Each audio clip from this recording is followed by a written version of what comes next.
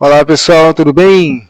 Excelente noite a todos vocês. Eu sou Rafael Martins, o seu amigo de sempre.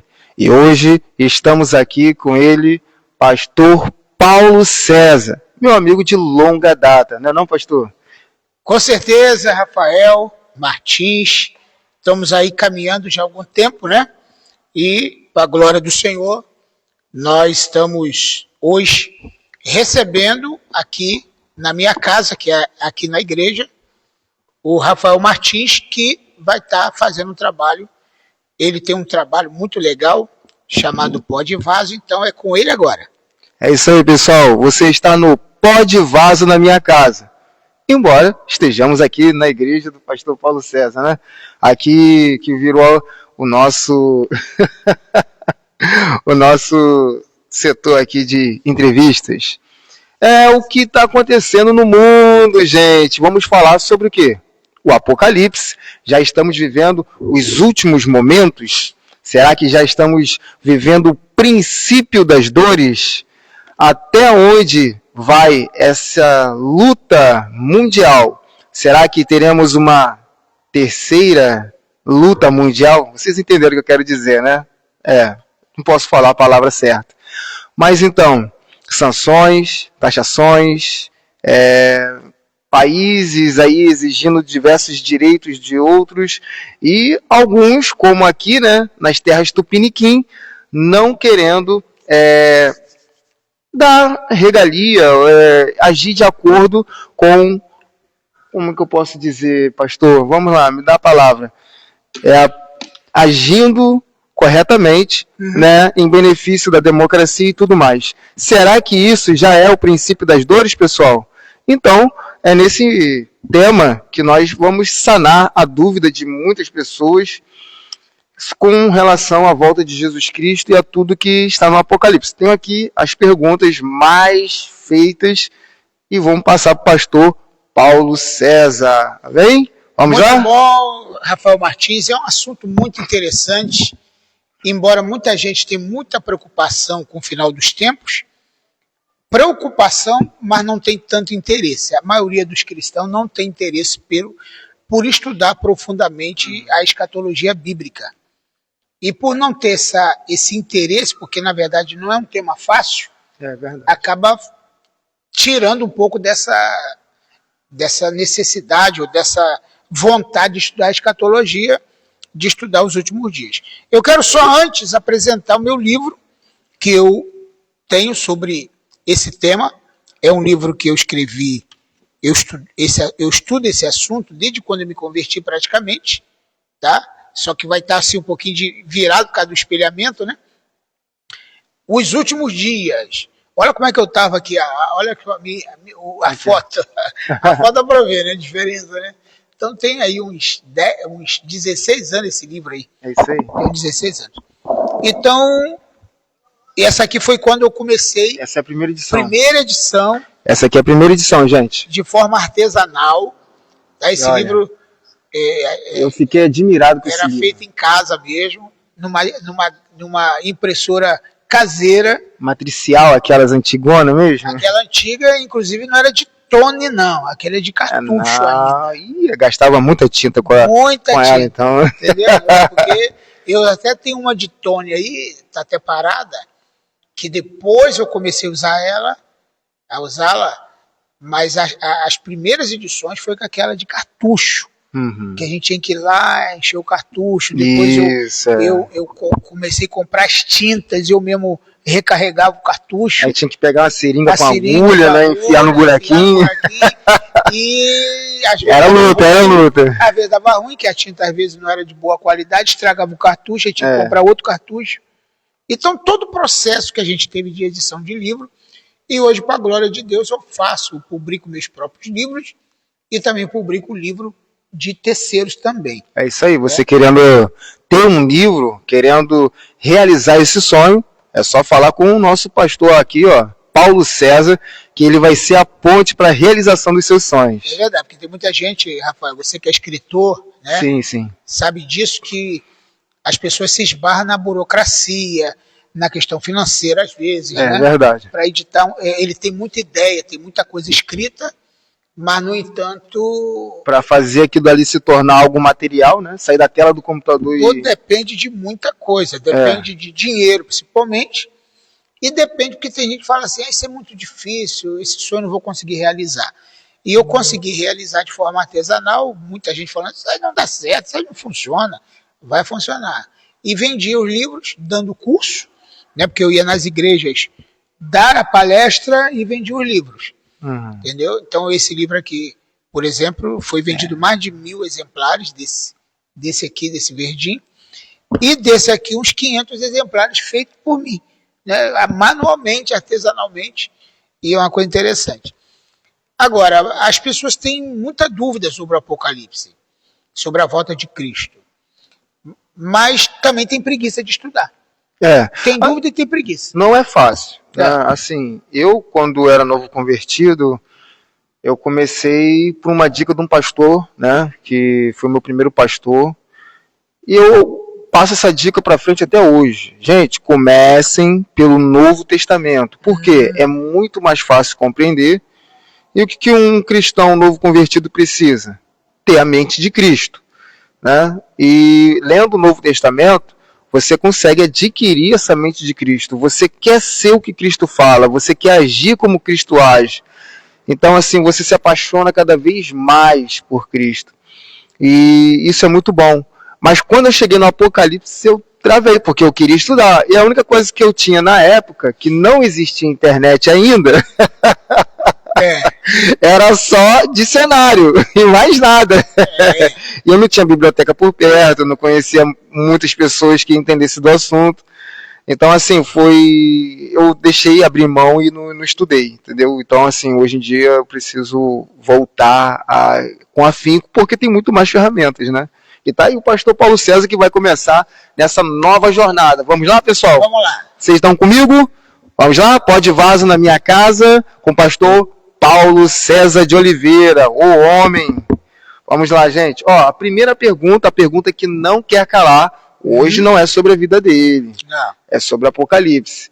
O que é a volta de Jesus Cristo?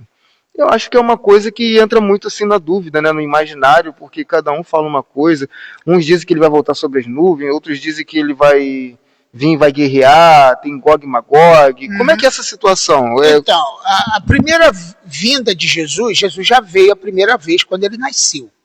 Então, quando a gente fala da vinda de Jesus, nós estamos falando aí da segunda vinda de Cristo. A segunda vinda. Entendeu? A segunda vinda de Jesus é agora, quando ele vai estar vindo para arrebatar a igreja. Mas a vinda de Jesus, Rafael, ela é dividida em duas partes. Então, inclusive, eu boto isso no meu livro. Sim. A vinda de Jesus é dividida em duas partes. Duas partes. A segunda vinda em duas partes. A primeira parte da vinda dele vai ser para arrebatar a igreja. Isso aí é o retorno, tá, gente? Tem a primeira vinda que ele veio, foi crucificado, entendeu? Para trazer redenção para a humanidade. Agora é a segunda vinda, mas tem duas partes, né? Duas partes. Ele vai vir duas vezes, vai isso? Vir em duas fases, a gente fala em duas fases. Ah, duas fases, olha aí, que sensacional. É uma vinda só em duas fases. Porque tem gente que ele tem essa confusão quando fala, Jesus vai voltar uma vez para arrebatar a igreja e voltar outra vez com a igreja para repreender o anticristo e estabelecer reino milenar. Não. Ele vai vir uma vez só com duas fases. A primeira fase para arrebatar a igreja. E a igreja vai estar nos ares, nos céus, durante 7 anos. E aqui na terra vai estar acontecendo a grande tribulação. Quando Jesus vier arrebatar a igreja, que está lá em 1 Tessalonicenses capítulo 4, se você permitir eu vou ler aqui, para que todos possam ter essa... meu computador deu ruim aqui. Apagou. Mas, eu não botei para carregar. Mas o que acontece? A Bíblia fala que 1 Tessalonicenses diz que o mesmo Senhor descerá do céu com alarido e voz de arcanjo e trombeta de Deus. E os mortos estarão primeiro, e nós que ficarmos vivos seremos arrebatados e encontraremos com ele nos ares. e aí estaremos para sempre com o Senhor. Então tem gente que acha que esse de estar para sempre com o Senhor é estar para sempre no céu, e não é, é com o Senhor. Independente de onde quer que de seja. onde que ele esteja. De onde ele esteja. Porque Ok. nós vamos para o céu, mas depois nós vamos voltar para a terra, para reinar com ele aqui. Então tem muita gente que tem essa dificuldade de pensar assim, mas eu queria ir para o céu e ficar lá toda a vida. Não, não vamos ficar lá toda a vida. Aliás, nós vamos ter acesso ao céu como os anjos têm acesso ao céu e à terra. Os anjos podem ir para o céu e voltar à terra a hora que eles querem, ou a hora que eles são ordenados por Deus. Uhum. E nós também teremos esse poder De ir e vir. de ir e vir. É porque vamos prestar serviço, né? No céu tem trabalho, tá, gente? Exatamente. Só que não vai ser como aqui na Terra, É. nesse corpinho de carbono, né? Com esse espírito aqui dentro, com uma alma. Não, você vai ser só espírito. Só espírito. Você vai ser só energia. Por isso que você não vai se cansar, por isso que você pode voar, por isso que você pode ser transladado, né? Estar num lugar e depois aparecer em outro, né? Na velocidade da luz. Uhum. Então, assim, vai ser diferenciado, né, gente? Exatamente. Então, vamos lá. Vai ser bom. É assim que o Rafael está explicando, tá vendo? Então, em relação ao Apocalipse, ele pode não ser o expert, mas entende também bem o básico. O básico você entende. Sim. Eu acho que é importante que todo cristão entenda pelo menos o básico. Para poder ter uma... né? Exatamente, o camarada é cristão, mas ele fala assim, o que você entende de Apocalipse? Nada, aí é complicado. Né? E eu já percebi que ele tem o básico, uma noção razoável e uma noção inteligente disso aí. Então, por exemplo, 1 Tessalonicenses 4 diz que nós estaremos para sempre com o Senhor. Entendeu? Então, essa ida ao céu é para acontecer duas coisas lá. Tribunal de Cristo. Tribunal de Cristo. Nós vamos passar por um tribunal que é diferente de julgamento final, tá? De trono branco, de julgamento das nações. Então quer dizer que até o julgamento tem duas fases também. Tem 3. Por exemplo, vai ter 3 julgamentos. Julgamento só dos cristãos, que chama-se Tribunal de Cristo, onde só crente vai participar, vão ser julgados. Não é julgado se ele vai para o céu ou não. É julgado as obras dele. O que ele fez de bom ou de errado. Se ele foi negligente, se ele foi um crente relapso, omisso. Olha aí. Ele vai ser punido de alguma maneira no Tribunal de Cristo. Ou vai receber galardão, ou vai receber menos galardão, ou vai receber detrimento. É aquela palavra da parábola. Até o que não tem lhe será tirado. Eita, aí é difícil, né? Entendeu? Então vamos supor, ele vai estar, aí a Bíblia fala, ali haverá pranto e ranger de dente. Aí a pessoa entende que é o inferno, pranto e ranger de dente. Então, o senhor falou aí de mais ou menos 3 situações, e essas 3 situações, alguma delas tem assim, tipo meio termo? Exemplo, ou é glória, ou é inferno, ou é o que os espíritas e alguns católicos entendem como purgatório, algum lugar que aquela alma precisa dar uma aperfeiçoada para subir ou para entender que ela vai descer de vez? Não existe isso. Na Bíblia não existe. Não existe. O que existe tá. Olha aí, é o ó, seguinte, não se engane. a decisão se a pessoa vai ser salva ou não, Rafael, é no arrebatamento. Se não foi arrebatado, acabou a história. Entendeu? Se ele ficou, ficou. Ele não vai para o céu para depois Deus falar assim, não, você não vai ficar aqui não. Você vai descer. Não tem esse negócio. Não tem meter. Ou vai ou não vai. Ou vai ou racha. Ou vai ou racha, não vai. Não tem. Se a pessoa não foi arrebatado, não foi. Não tem esse negócio de chegou lá, tem uma segunda oportunidade, uma segunda chance. Não tem chance. A chance que todos nós temos é aqui em vida. Não temos chance depois. Então vamos supor, lá no céu o que vai ser decidido? Tribunal de Cristo. Para decidir que qualidade de obra você fez. Eu fui um cristão a minha vida inteira. Mas o que você fez foi para a glória de Deus ou para a sua glória? Foi para a honra e glória do Senhor ou para a sua própria glória? Então tudo isso vai ser contado. Entendeu? Então vai ter muita gente decepcionada, porque fez muito, mas não fez para Deus. E tem aqueles que não fez tanto, mas fez para Deus. Igual a parábola dos trabalhadores da vinha. Sim. Isso tudo é escatológico. O que foi aquela parábola? O Senhor saiu a salariar trabalhadores para a sua vinha. No início do dia, pegou uns trabalhadores e botou na vinha para trabalhar. Depois, meio-dia, pegou outros. E no final da tarde, pegou outros para trabalhar. Na hora de acertar a conta, deu o mesmo dinheiro para todo mundo. E alguém reclamou, está na parábola lá. Ah, mas nós começamos cedo e estamos ganhando a mesma coisa que esse começou agora. Por quê?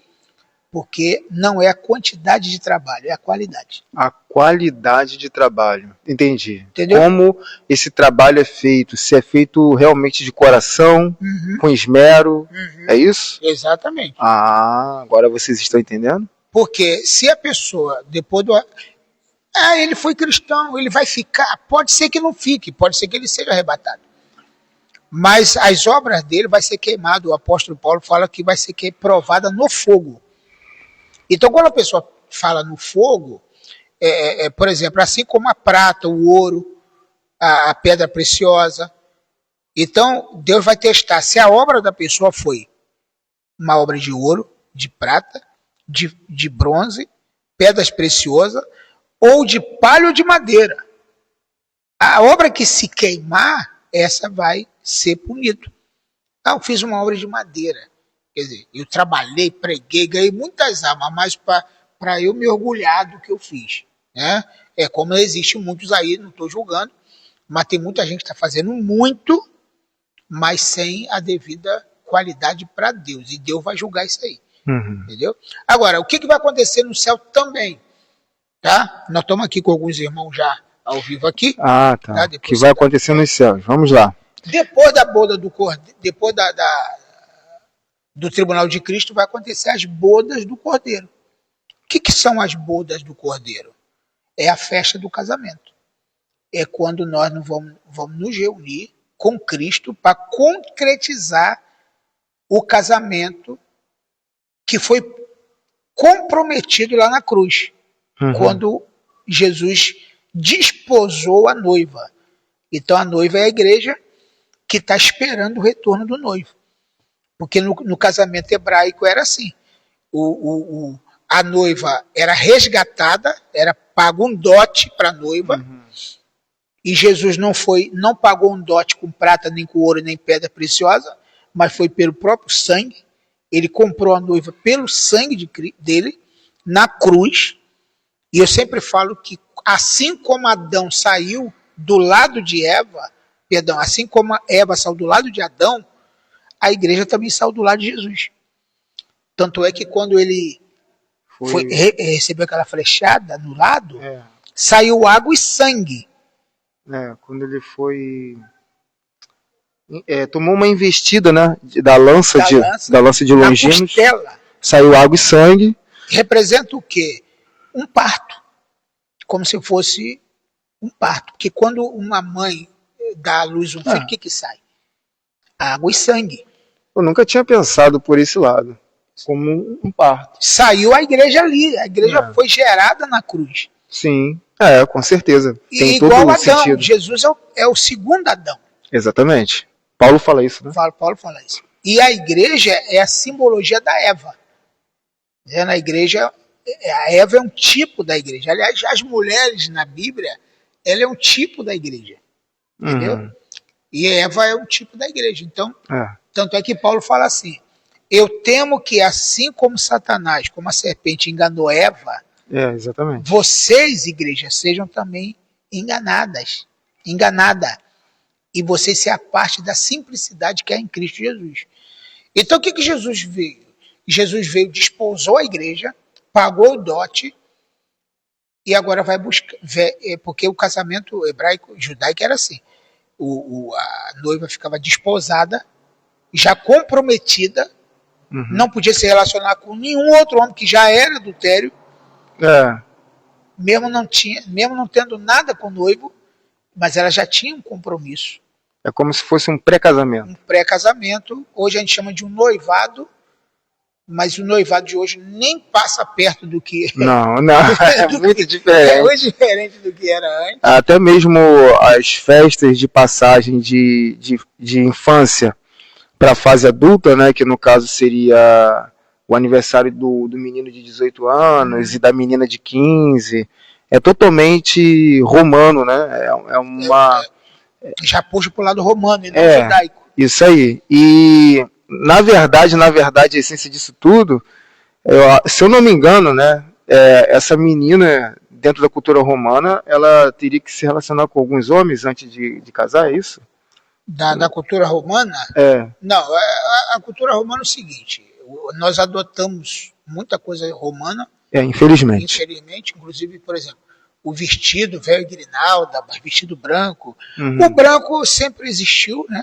Que fala de pureza, né? De santidade. Mas não o véu, por exemplo, essas coisas todas que já parte por uma questão romana. E o noivado, tipo assim, a pessoa... Hoje em dia, né, tem essa questão, né? O jovem está namorando, já está fazendo sexo. Noivo, então, já acha já no direito de fazer sexo. E no tempo bíblico, não podia.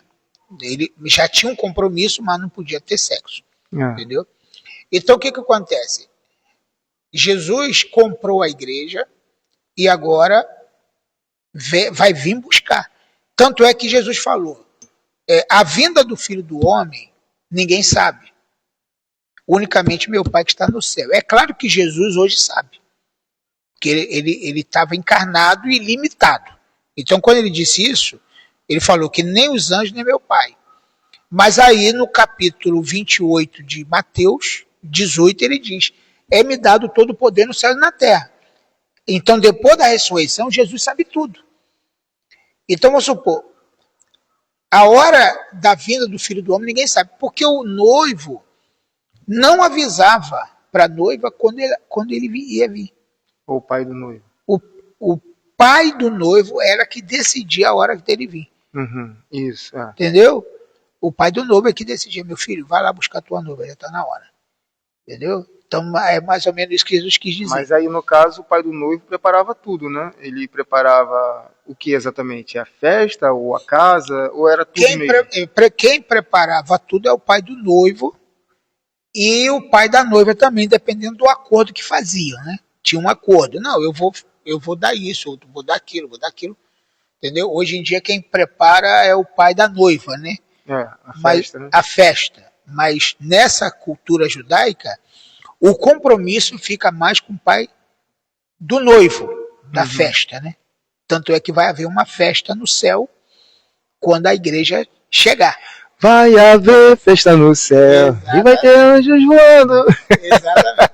Então essa cultura de Jesus, tanto é que eu até estava falando ontem num vídeo, numa live que eu estava fazendo ontem aqui, que quando Jesus falou assim, não se turbe o vosso coração, crede em Deus, crede também no meu Pai, porque crede em mim, na casa do meu Pai, muitas moradas.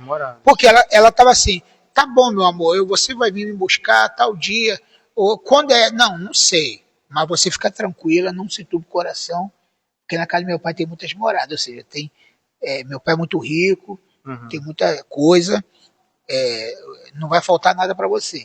Quer dizer, não vai ter morada de ter casinha lá, né? A morada que ele fala vai ter muita coisa, vai ter muita celebração, vai ter muita fartura. Então ele fala, aí ele fala, quando eu for, eu vos levarei para mim mesmo, para que onde eu estiver, estejais vós também. Está lá em João 14, versículo de 1 a 3. Entendeu? Exatamente. Então, mais ou menos isso aí. É isso aí, pessoal. Gente, vocês estão no Pó de Vaso na minha casa. Abreviadamente NMC, né? Na minha casa. Tá bom? Eu sou Rafael Martins, o seu amigo de sempre. Autor do livro Ana, o segredo da graça e da conquista revelado. Gente, vai ter link aqui na descrição, no YouTube e aqui na descrição no Facebook. Depois eu estarei passando aqui para o pastor Paulo César, ele vai estar colocando depois da live. Fique atento, revisite esse vídeo para que você possa acessar todos os links, tá? E você que não me conhece, estarei deixando o meu Instagram e também o meu Facebook aqui para vocês, além, é claro, do nosso canal no WhatsApp, no Facebook. Tem também no WhatsApp, claro. E não esqueçam, se vocês quiserem também estudos, se vocês quiserem serem edificados, acesse o canal Edificai Rafael Martins, ok? Vamos lá. Olha, temos mais perguntas aqui e vamos lá, hein? Essa aqui só foi a primeira. A segunda, na verdade, né? Agora, quantas vezes Jesus vai voltar? Também foi explicado. Não é isso? Só que eu quero ainda falar o seguinte, é bom voltar nessa pergunta, porque ele vai voltar uma vez em 2 fases. Então, qual é a primeira? A primeira é para arrebatar a igreja. E a segunda é para estabelecer o reino milenar. E ele vem com a igreja agora. Tá, peraí. Ele arrebata a igreja, leva a igreja por 1000 anos para ficar lá em cima. 7 anos. 7 anos? Não seria 1000 anos e depois ele voltaria para ficar... Não, 1000 anos é aqui na Terra. 1000 anos é o milênio, que vai ser um reino milenar aqui na Terra. É isso aí. 1000 anos vai ser aqui. Então lá no céu vão ser 7 anos, mais ou menos o que vai estar acontecendo aqui na Terra. Por exemplo, o anticristo vai reinar aqui 7 anos.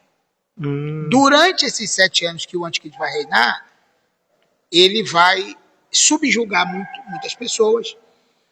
Muitas pessoas que não forem arrebatadas vão se converter dentro do milênio, dentro do tribunal de Cristo, dentro da grande tribulação, tá?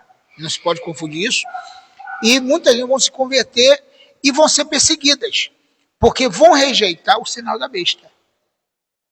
Entendeu? Então vai ser oferecido um sinal que está lá em Apocalipse 13, que é a marca da besta, que muita gente acha que muita gente já foi marcado pela besta e que o anticristo já está reinando. Não existe isso.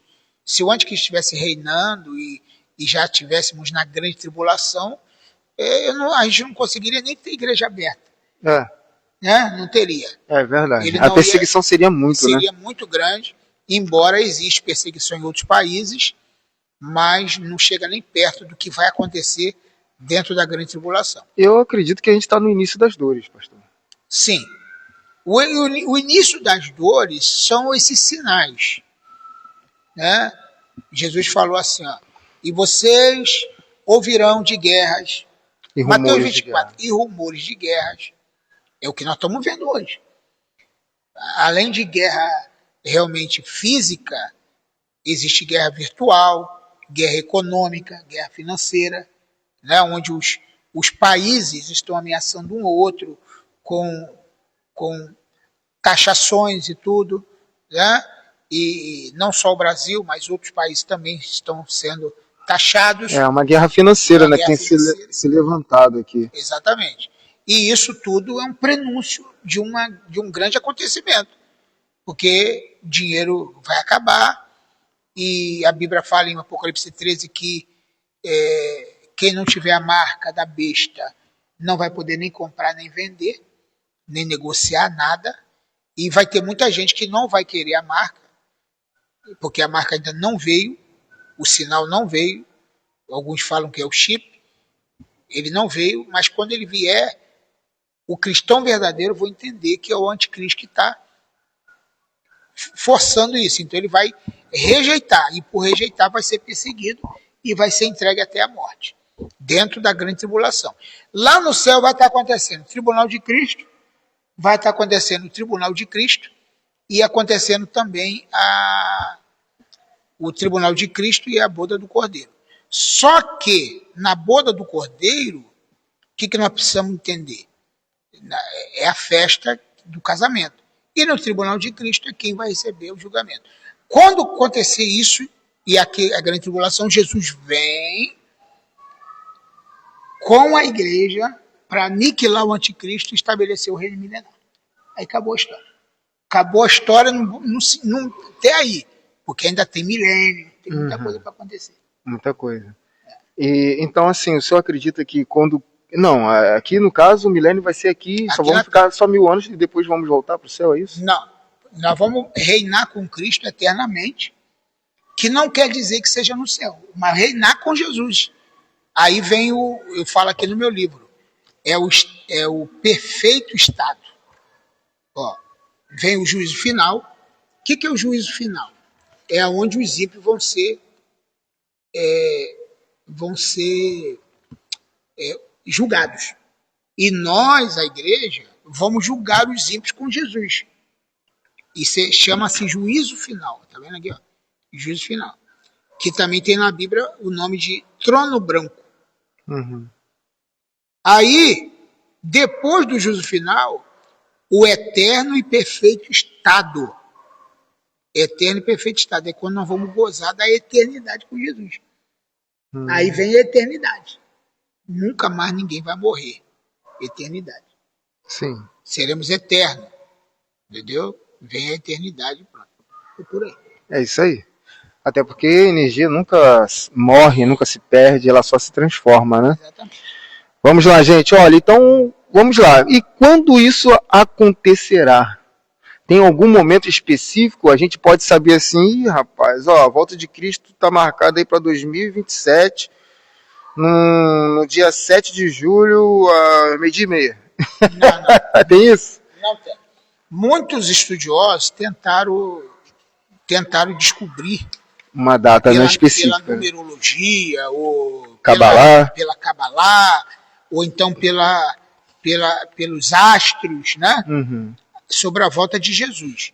Só que ninguém sabe, tá? A volta dele, quando ele vai voltar, porque ele não falou o dia e nem a hora, até porque dentro de um casamento, o noivo nunca dizia quando viria.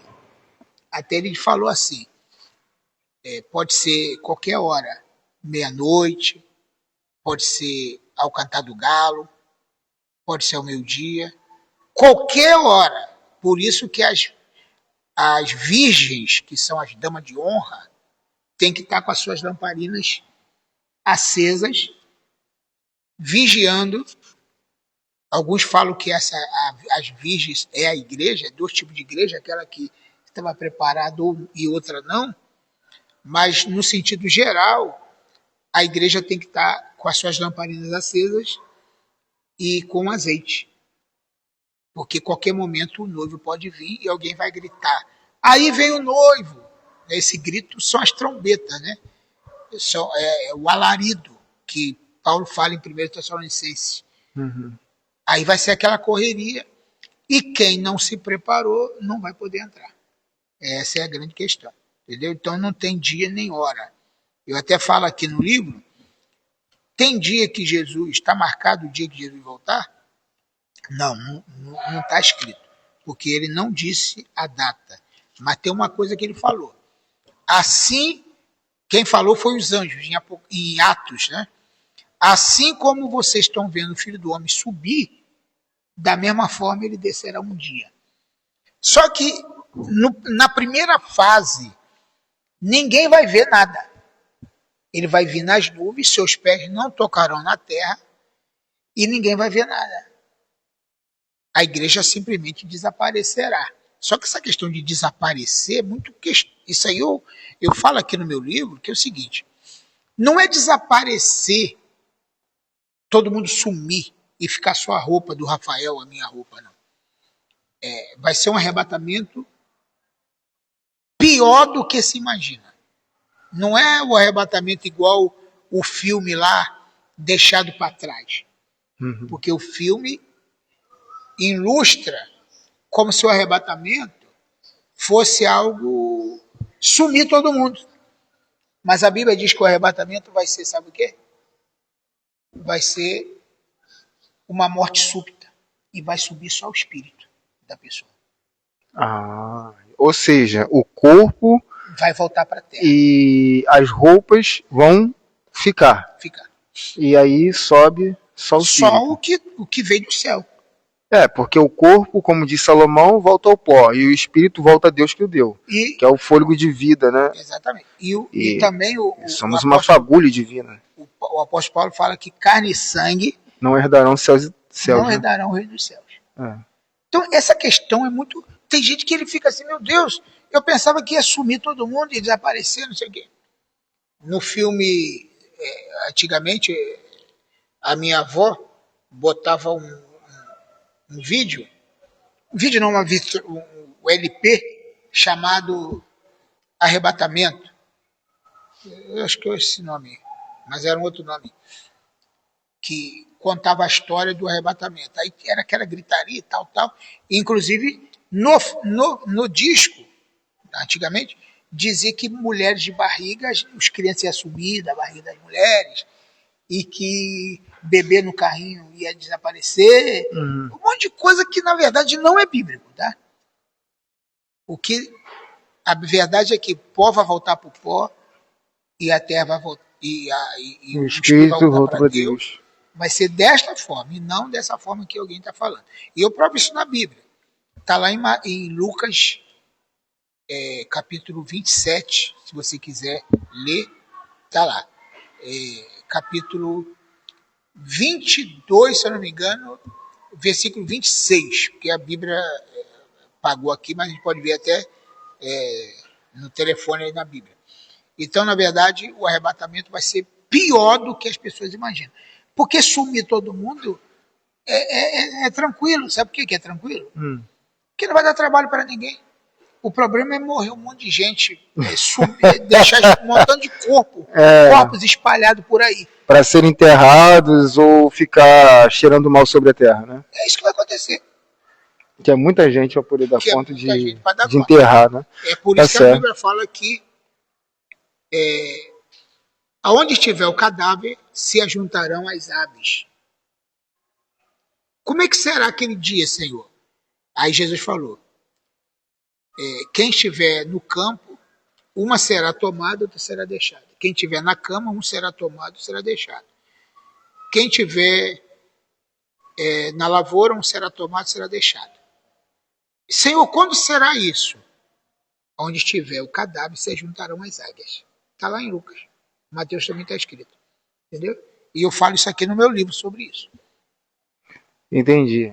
Alguns tinham entendido que quem será deixado e outro será tomado, ou seja, é que um representa o ímpio e o outro representa o cristão. Mas nesse caso não. Nesse caso, um será deixado e o outro será tomado, quer dizer, o corpo será deixado e o espírito será tomado. Até porque não tem necessidade nenhuma do corpo subir, porque não herdará. Não, esse corpo é dessa dimensão. É isso que nós temos que entender. Mundo de 3 dimensões, corpo de carbono. Mundo de 4ª, 5ª, 6ª, 7ª dimensão, corpo espiritual. Corpo espiritual é energia. Tudo nesse mundo é 99% plasma. Nikola Tesla ele já falava que você pode explicar tudo através de energia, vibração e frequência. Então é isso. Os anjos, quando eles vêm se materializar na Terra, eles têm que diminuir a frequência deles para poder se tornarem seres materiais. E aí eles comem, bebem, são até mesmo desejados pelos homens de Sodoma e Gomorra, né, para vocês terem uma noção. Mas quando se torna espiritual novamente, eles precisam acelerar aquilo que seria a matéria para poder se tornar espiritual, para poder subir. E quando um espírito que está lá em cima, que é um espírito santo, um espírito divino, um espírito angelical, ou o próprio Deus, para descer, ele tem que se desprender de toda essa energia.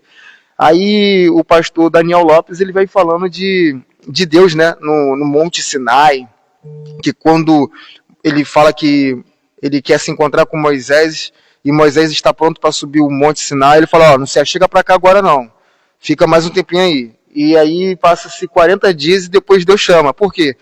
Porque nesse inteirinho o monte está tremendo, está fumegando, nuvem escura lá em cima. Então, se Moisés subisse, ele ia ver Deus como ele é, porque ele ia morrer. E quando ele vai ter com Deus que ele desce, ele é tão inundado pela glória de Deus, radiação, que o rosto dele fica brilhoso. E aí ele tem que usar um véu. Vocês entenderam isso? Boa colocação e boa explicação que você deu. Você foi mais profundo ainda. Porque, na verdade, é isso. Como Adão era antes? É um Adão ser de luz. era um ser de luz, é o que nós vamos ser de volta. É. E a Bíblia fala, assim como ele é, seremos. Então nós vamos ser como Cristo e como os anjos. Não vamos mais morrer e nem vamos ter desejos carnais. Entendeu? Então nós vamos ser totalmente espirituais. Então por isso que não tem sentido esse corpo ir para o céu. É. Tanto que a mesma palavra para pele é a palavra usada para luz dentro do hebraico, ok? Que é or. Então, fiquem ligados. Aí tem aquela questão de alguém falar, mas o Elias foi com o corpo e tudo, o Moisés não sei o que, Enoque foi trasladado. Bom, aí nós temos que ver o seguinte, em João 3,13 diz que ninguém subiu ao céu. Ninguém. Então se é ninguém, nem Pedro, nem Elias, e nem Enoque, e muito menos Moisés. Ninguém subiu ao céu em corpo humano. Ninguém. Agora, espírito. Mas onde está o corpo de Moisés? Onde está o corpo de Elias? Foi para o céu? Não, não foi para o céu. O que a Bíblia diz em 2 Reis? Um carro de fogo separou Elias de Eliseu e ele foi levado ao céu num redemoinho. Isso aí, redemoinho. Foi levado ao céu num redemoinho. Um redemoinho chega até o céu? Não. Não, o redemoinho é da natureza, é desse universo. Um vento, um redemoinho. Sim, um redemoinho normal, né? Um redemoinho normal. Ele consegue, ele se desfaz na atmosfera. Isso. Ele não vai até o céu. E aí, será que ele caiu no mar? Que houve? Caiu no mar da Galileia, que não é mar, uma lagoa? O que houve com Elias? Caiu no mar vermelho? Foi para o céu? A Bíblia diz que não. Ah, mas Elias está no céu. Aonde é que está escrito que ele foi para o céu? Quando a gente fala subiu aos céus, subiu até uma altura que é possível você ver. Tem céu das nuvens, céu dos pássaros, céu dos astros e o céu dos céus. Ele está no céu dos céus. Outra questão é o Enoque. O Enoque. Deus tomou para si, está dizendo que foi para o céu? A Bíblia fala assim, e Deus tomou Enoque para si para não ver a morte. Mas aonde está escrito que ele foi para o céu? Não lugar nenhum. Por exemplo, em João 3,13, Jesus mesmo disse, ninguém subiu ao céu, senão aquele que desceu do céu. Ele estava tendo uma conversa com Nicodemos. É preciso Nicodemo nascer de novo. Quem não nascer da água do Espírito não pode ver o reino de Deus. Aí Nicodemo, fazendo aquelas perguntas, ele falou, e aí, o que eu faço? Como é que eu faço? Não, ninguém subiu ao céu, a não ser aquele que desceu do céu. O Filho do Homem que está no céu. Então, o único que desceu, que subiu para o céu e está no céu é Jesus. Porque no arrebatamento, todos nós vamos encontrar, todos os que morreram, desde o Antigo Testamento até no Novo, vamos encontrar para estar no céu, todo mundo junto. Ninguém foi na frente. Ah, fulano morreu, está no céu. Não, não está. Ele está enterrado. No arrebatamento, ele vai ser ressuscitado. Ah, sim. O espírito fica aguardando no seio de Abraão. A maioria das pessoas chamam esse episódio de seio de Abraão. Aqui, depois se você quiser ler algumas questões aqui, né, tem algumas perguntas já falando aqui, dos inscritos. O Fernando Gomes está dizendo aqui, é isso aí. Depois ele falou certíssimo. Aí o pastor William de Sá falou o seguinte, nesse caso o corpo de Enoque e o de Elias está em algum lugar aqui na Terra? Né? Bom, eu depois dessa explicação que o pastor deu, que assim, tem coisas que traz mais luz pro nosso conhecimento, para nossa inteligência. Realmente, o corpo não vai herdar o céu. Então, muito provavelmente, ele foi subindo no redemoinho de fogo, mas foi sendo consumido. No céu ele virou pó. Exato. Porque Entendeu? se a gente estudar, você deve conhecer bem isso, que eu já vi que você tem essa questão científica que tá bem apurado. O que vai acontecer com o corpo quando chega numa certa atmosfera? Ah, com certeza ele deve explodir todo por dentro, né? Vai se explodir, vai se desmanchar, vai se deteriorar. Ele não vai chegar lá. O corpo não. Já começa assim, parar de... A respiração fica difícil, o ar fica rarefeito, não consegue puxar o ar. Muita coisa. Ele pode ter morrido. Ele pode ter morrido num determinado lugar. Só que os estudantes da Bíblia alegam o seguinte, que o Elias foi transladado para outro lugar, outra cidade, outro estado, uma distância dali, para que Deus queria tirar Elias de cena. Deus queria tirar Elias de cena. Elias estava perturbado, Elias estava deprimido, Elias não estava mais igual era antes. Como existe muitos obreiros hoje, muitos líderes, que começou bem e terminou mal, psicologicamente, emocionalmente. O Elias não era mais aquele Elias. Agora ele estava temeroso, ele estava com medo, ele estava inseguro. Então Deus falou para ele, Elias, unge Eliseu como profeta em teu lugar e unge Azaziel, eu esqueci o nome do rei, né? Tem um rei, né, que ele falou. Unge o rei para reinar. E você. E ele nem foi ungir o rei, ele foi logo pegar Eliseu, que ele já queria logo passar a capa dele. Você entendeu? Aí ele falou, o senhor hoje vai me tomar. O senhor hoje vai me tomar. Aí o Eliseu começou a seguir ele. Onde você for, eu vou para Jordão. Porque ele queria receber a porção dobrada. A porção dobrada do espírito de Elias. E não do Espírito Santo, né? Essa é outra questão. É verdade.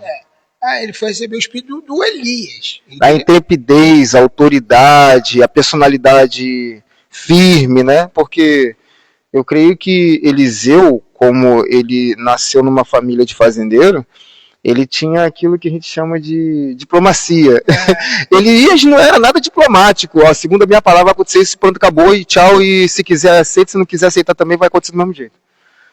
Então o Elias, Deus queria tirar ele de cena porque do jeito que ele era, é igual o caso de João Batista, por exemplo. A Bíblia fala que o João Batista tinha um espírito, o mesmo espírito de Elias. Ele não era o Elias, o João Batista. Porque senão tem gente que fala que é a reencarnação de Elias. Exatamente. Ele não era o Elias, mas ele tinha a mesma intrepidez, a mesma coisa. E o que acabou? Morrendo. Foi Deus que matou, quis que o João Batista morresse? Não, mas foi o jeitão dele. Então tem gente que ele, com o jeito dele, com a maneira dele, com a forma dele, é igual um pastor que a gente tem hoje em dia no Brasil, que é muito intérprete, que é muito enérgico, que é muito isso, é muito aquilo. Se ele não tivesse segurança, ele já tinha morrido. Alguém já tinha matado ele. Você entendeu? Intrepidez demais. Intrepidez demais. É bom muito veemente. Partes, né? Fala em outras. bastante. Enfrenta qualquer um. E vai e tal. Bota a cara dele na internet. Um pastor que a gente conhece aí, né? Chamado Cila Malafaia. Vou falar logo aqui, não. Então, ele é muito intérprete, muito coisa. E se alguém fala, pastor precisa de segurança? Mas se ele não tivesse, não tinha morrido já? A verdade é essa. Ele tem segurança? Com certeza, e muito. Ele mesmo fala. O eu não acompanho ele assim. O Cila Malafaia tem muito segurança. Os cultos na igreja dele, eu já estive lá, é rodeado de segurança. Até porque também ele é muito envolvido com questões políticas, né? Exatamente. Aí acho que se faz necessário também, né? Exatamente. Agora, o João Batista tinha o que de segurança? Ninguém. Entendeu? O João Batista não tinha ninguém. Quer dizer, então... E outra coisa, o chefão do lar, ele falou o quê? No caso, lá na festa lá, né?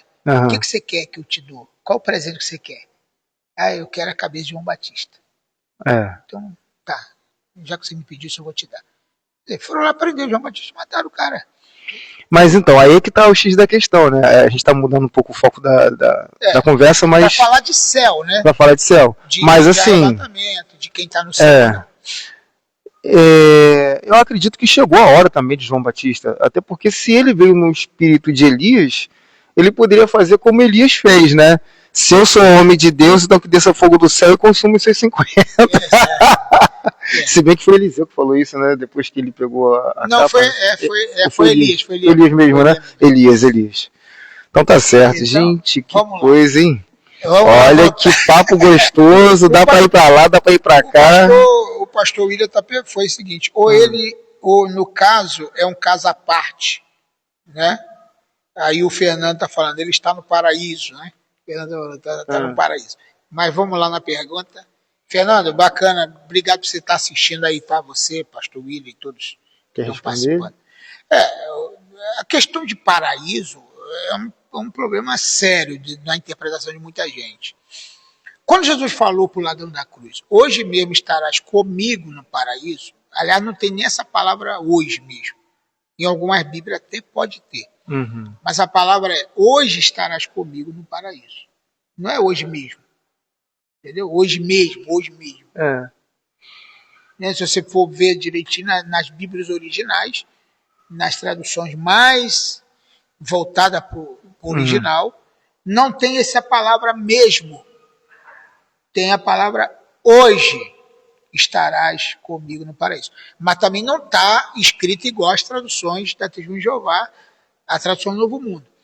Em verdade te digo, hoje estarás comigo no paraíso. Também não está assim, não tem essa vírgula. Mas também não está. Em verdade te digo, hoje mesmo, não tem esse mesmo. Mas tá, em verdade te digo que estarás comigo no paraíso. Então vamos supor, Jesus morreu. Ele foi imediatamente para o paraíso? Não. Jesus morreu e foi sepultado. Depois foi ressuscitado. No terceiro dia. Depois que ele ressuscitou, ele ficou quantos dias na terra? 40 dias. Depois de ressuscitado, Jesus ficou 40 dias aqui na terra. Ele não foi para isso. Quando ele foi para isso? Quando ele foi assunto ao céu. Em Atos capítulo 2, capítulo 1, quando ele foi levado ao céu. Demorou 40 dias para cumprir justamente o 50º dia, né? Por exemplo, de Pentecoste. Que para completar o Pentecoste. Né? Tá certo. Ele foi para completar o 50º dia, que tem a plantação e a festa das colheitas, né? Que é o Pentecoste. Gente, eu quero deixar uma dica aqui para vocês. A princípio, eu sei que vai ser difícil de vocês aceitarem, mas acompanhem até o entendimento de vocês se abrirem. Eu vou aqui citar 2 canais. Eu vou colocar aqui, ó, na edição. Esse vídeo aqui é ao vivo, não vai aparecer, mas eu, quando for editar, estará aqui, ó. 1. Canal Relógio do Criador. 2. Canal Yeshua. Esse canal é do irmão Eduardo. Ele explica muitas coisas sobre o céu, sobre terra, sobre dimensões, sobre corpos, entendeu? Então, assim, quando se morria antigamente, iria-se para o seio de Abraão. Mas o seio de Abraão é conhecido como o aprisco menor. E isso está lá no céu. Só que, para mudar o nosso entendimento, eles colocaram o nome de Ursa Menor. Só que se você for ver o desenho dessa constelação, ela tem mais a ver com um aprisco do que com uma ursa, que é um quadrado com um rabicózinho assim. E tem a ursa maior. Aqui no caso é o aprisco maior. O aprisco menor é para onde iam as almas antes de Cristo. E é claro, o contingente naquela época era bem menor do que se tem hoje em dia de Cristo para cá. Correto? As almas que morrem de Cristo para cá vão para o aprisco maior. Rafael, mas você está falando de quê? Eu estou falando de que uma coisa que esconderam de você o tempo todo, que é o conhecimento de constelações, que é o livro da vida. Tudo o que acontece aqui na Terra já está escrito lá no céu. Entendeu? O livro da vida é esse. É a grande matrix que cria essa realidade, é o que está lá em cima. Entendeu? Então, assim, nós estamos inseridos na Terra, que é um sistema, que é um mundo. tá? Eu não creio nesse mundo bola giratória molhada supersônica. Desculpa, gente.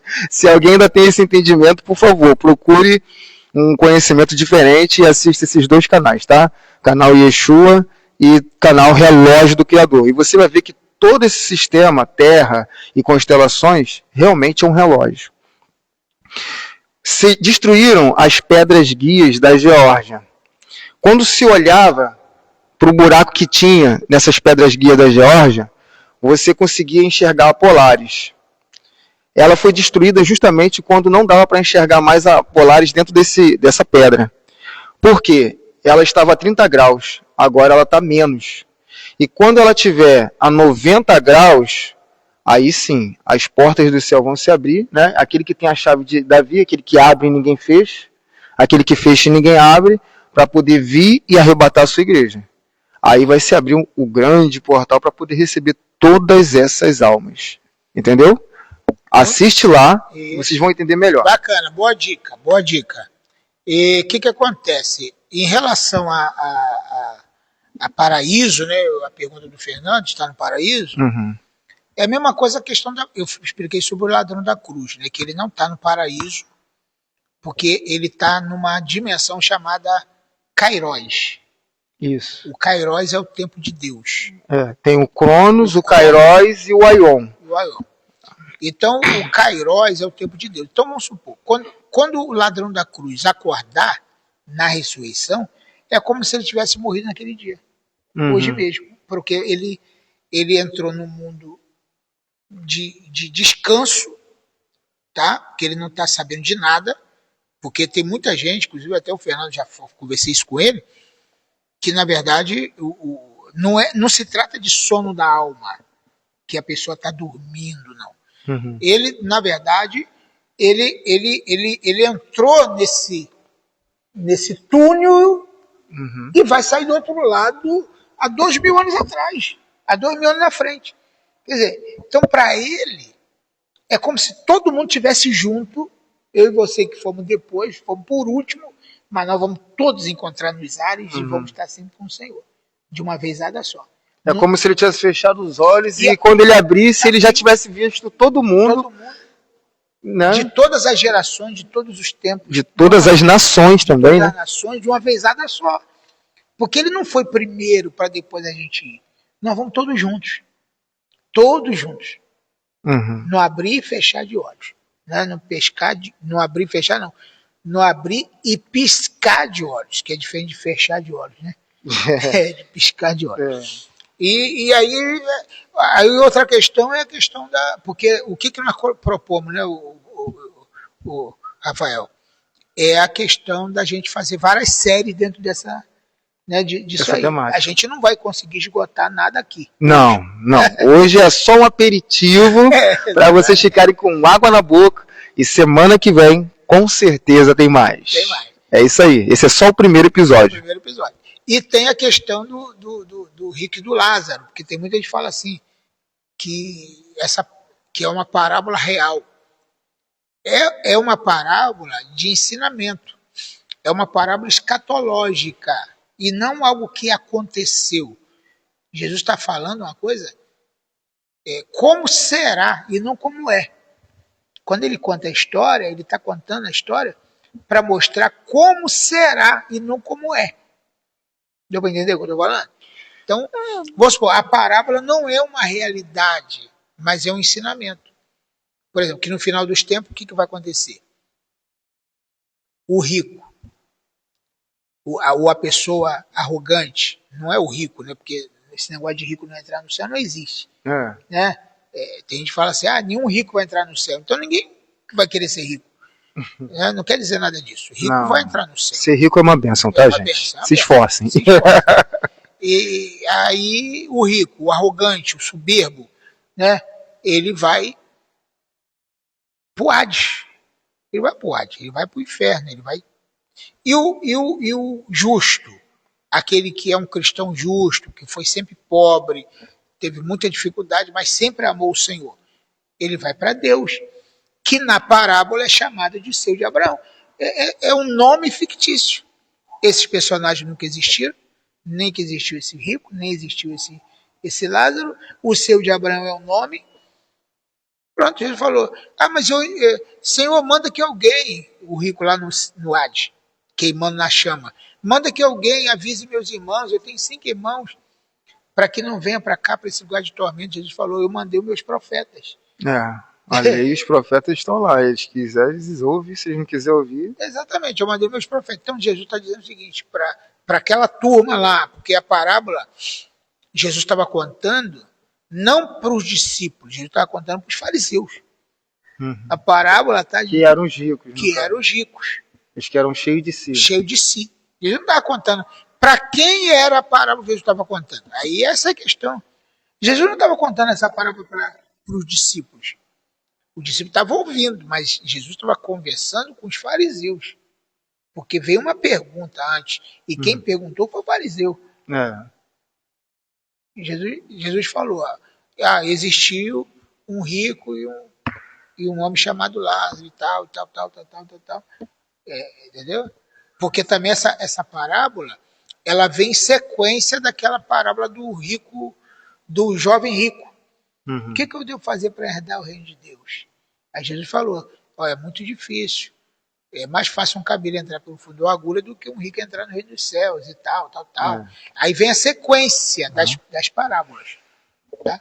É isso aí. Gente, tem uma última pergunta aqui para a gente poder fazer, tá?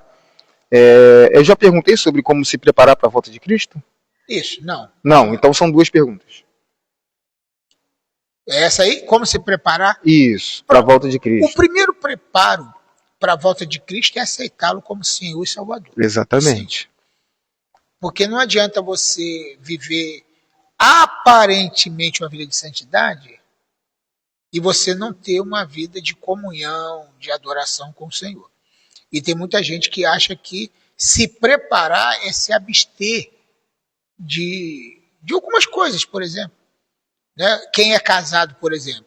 Tem gente que acha que se preparar para a vida de Jesus é não ter relações, por exemplo, ou evitar relações. Você é casado, então não tem. Isso não vai te impedir de você voltar. Na verdade, se preparar é se negar a si mesmo, mas você tem que dar à sua esposa a devida paga, né? Com certeza. É o que Paulo fala. E tem gente que negligencia muitas coisas, tanto para filhos, não soltam pipa com os filhos, não jogam uma bola de gude, não chutam uma bola, não vai no parque, no shopping, não vai no cinema, porque ele acha que ele está fazendo coisa errada. E não é isso. E não é isso, nada disso. É negar a si mesmo. Exemplo, vamos dizer, vamos supor, eu desenho, tá? Uma coisa que todo mundo sabe que eu faço. Então vamos dizer que por eu ter feito um desenho muito bonito, eu seja, nossa, eu sou demais, eu sou muito bom, ninguém é tão superior quanto a mim. Mas você não pode pensar assim, você tem que ser humilde. Você tem que reconhecer, não, realmente o desenho ficou bom e tal. Eu preciso melhorar alguma coisa ou outra, mas é ser humilde, é ajudar o seu próximo, é perdoar, é oferecer o perdão ou pedir perdão, entendeu? Então, assim, eu acho que é nesse caminho, né? Ter a mente de Cristo, uma mente transformada. É aquilo que o escritor aos Hebreus fala, tá? Sem a santificação, né? Ninguém verá o Senhor. Ele fala outra coisa também. Seguir a paz com todos, seguir a paz com todos. E a santificação. Sem a qual ninguém verá o Senhor. 2 coisas que você tem que fazer. Ter paz com todo mundo, não guardar mágoa no coração, ressentimento. E também viver uma vida de santidade, que a palavra santidade é separado.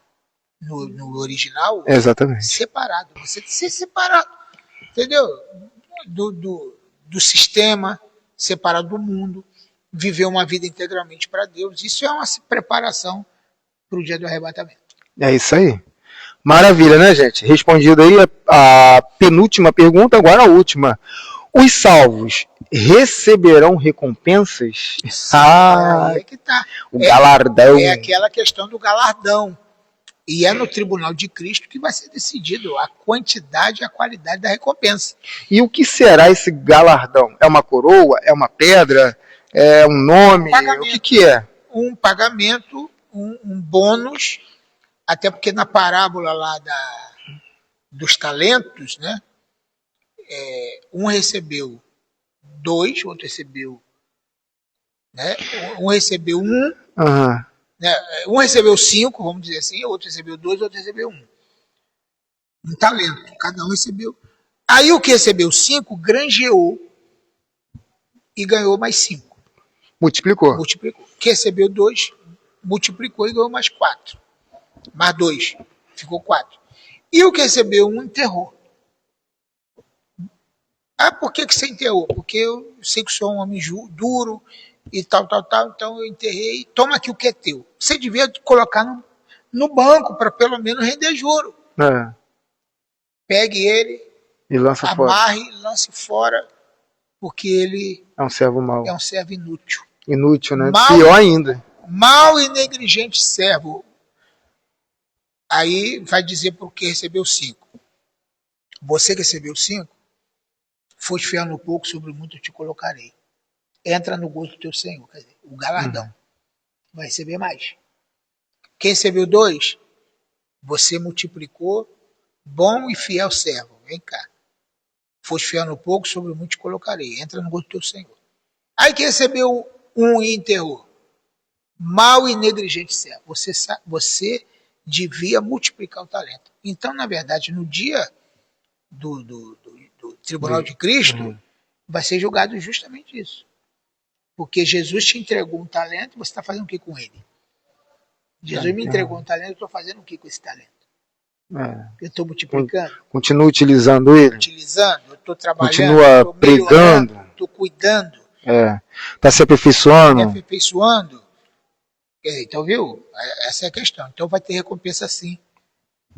Certo. Na volta de Jesus. É isso aí, pessoal. Esse é o podcast de hoje, tá? E quero deixar aqui para vocês, né, algumas palavras aqui que escreveu o nosso amigo pastor Paulo César de Oliveira. Isso aí.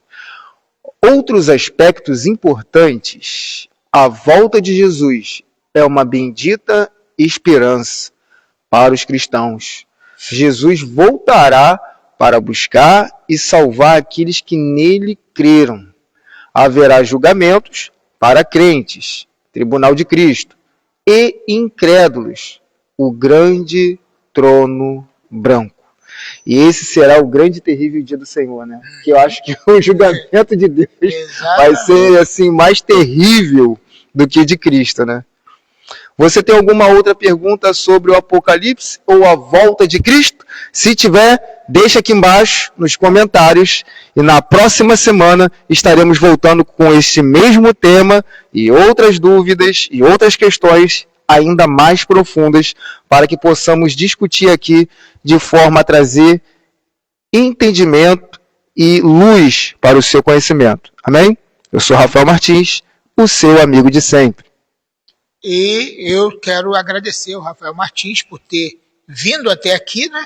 E porque, na verdade, nós estamos sempre entrevistando, fazendo. Verdade. E quando a gente tem alguém, inclusive eu já fiz um podcast com ele, está lá no meu canal do YouTube. Exato. Né? Está lá no Podvoz também. Está lá no Podvoz também. E a gente fez um podcast aqui muito interessante. E eu quero agradecer a Deus pela sua vida, Amém. Pelo seu desempenho, pelo seu empenho em trabalhar na obra de Deus, Verdade. Usar as redes sociais para poder levar a palavra e edificar muitas vidas. E continue nesse caminho, tá? Tu é um cara que tem muita bênção para frente aí, muita coisa pela frente. Senhor. Que Deus continue te abençoando poderosamente. Amém, e vamos para frente. Vamos para frente, que é para frente que se anda, né, gente? Exatamente. Olha, eu faço as suas palavras, as minhas palavras, tá? Essa verdade é recíproca. Eu profetizo também muitas bênçãos e que a gente possa ir longe. E sempre cruzando os nossos caminhos para que eu possa testemunhar o que Deus tem feito na tua vida e, claro, que o Senhor possa testemunhar também o que Deus estará fazendo na minha vida, né? Para a glória de Deus. Tem vários dons, desenha, fala bem, é um locutor e tal, faz trabalho de locução. Se você precisar de um cara para divulgar sua igreja, divulgar seu comércio, fazer um trabalho maravilhoso, é esse cara aqui que eu indico, tá bom?